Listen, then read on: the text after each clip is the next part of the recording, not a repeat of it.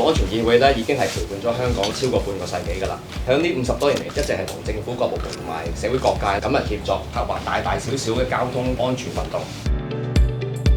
喺過往嗰50年，道路安全議會啦、政府部門啦，同埋呢個社會各界嘅努力嘅情況底下咧，其實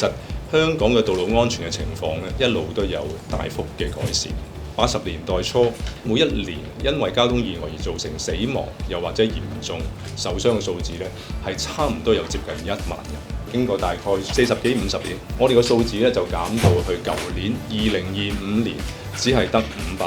585個人。我相信其實真係因為個議會啦、業界啦、政府好多決策局同埋部門一路嘅努力，先會有今日嘅成果。我哋個議會啦、警務處咧同埋運輸署一直咧都有就住一啲最新嘅交通意外嘅數字趨勢做好多嘅分析。道路工程方面，單喺2023至到25年呢3年嘅時間裏邊咧，就住65個交通嘅黑點進行咗改善嘅工程，透過去調節交通燈號，加設一啲中央嘅分隔欄，同埋優化行人路措施或者係路面嘅標記咧，希望去減少呢啲交通意外。道路改善嘅工程咧，係真係有相當嘅成效，交通意外數字係真係有減低嘅。除咗道路工程之外，另一個重要嘅範疇就係立法同埋執法嘅工作，針對一啲駕駛者不當行為嘅立法工作。喺1995年，我哋引入咗酒精濃度嘅限度，跟住去到2009年，再有新嘅法例，賦予咗我哋警方執行呢一個隨機呼氣測試。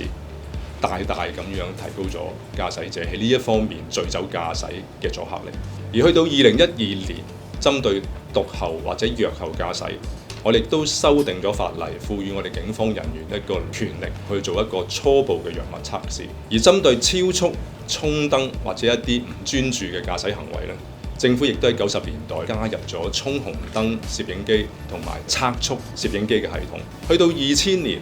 我哋亦都有新嘅法例咧，禁止司機喺行車時間去使用流動電話。2026年嘅1月，更有新嘅法例咧，限制司機擺放流動通訊裝置嘅大細同埋個數目。除咗針對駕駛者之外咧，針對車輛本身咧，我哋都有一定嘅立法。2005年咧，我哋就要求所有嘅公共小巴安裝車速嘅顯示器。所有嘅公共小巴佢哋嘅車速咧係唔可以超過每小時80公里，更加強制佢哋安裝車速嘅限制器。我哋希望喺執法方面啊，透過分析一啲交通意外，究竟佢真正嘅成因、佢哋嘅趨勢，重點咁去真係處理一啲造成交通意外、傷亡或者造成嚴重交通擠塞呢啲咁樣嘅事故，成果為本。去保障道路嘅安全，而唔係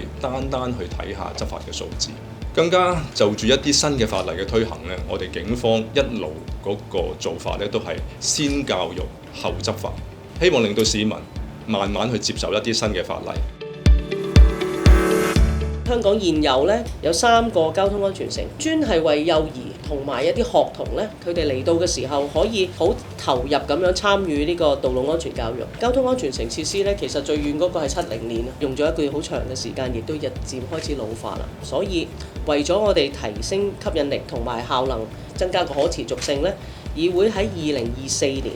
提議活化改造交通安全城，透過舉辦改造秀茂坪道交通安全城設計比賽，邀請咗建築設計界相關嘅專業人士同埋學生，提交一啲與時並進、有趣同埋創新嘅方案俾我哋。2023年咧，我哋推出咗2款 VR 嘅遊戲，令到參加者咧可以喺虛擬實境裏邊咧扮演交通督導員。去年咧，我哋議會亦都推出咗一個 AR 擴增實境嘅遊戲咧，希望咧提供到一個沉浸式嘅學習機會咧，俾使用者咧係學習道路安全知識嘅。如果大家記得嘅話咧，我哋香港交通安全嘅願景口號係路上零意外，香港人人安。由2004年開始，已經用咗超過20年。咁所以咧，我哋希望借住呢一次嘅機會咧，希望可以喺今年嘅下旬推出道路安全願景口號創作嘅比賽，邀請全香港人可以參加呢個比賽，令到我哋香港咧有一個屬於我哋香港面向未來嘅一個願景。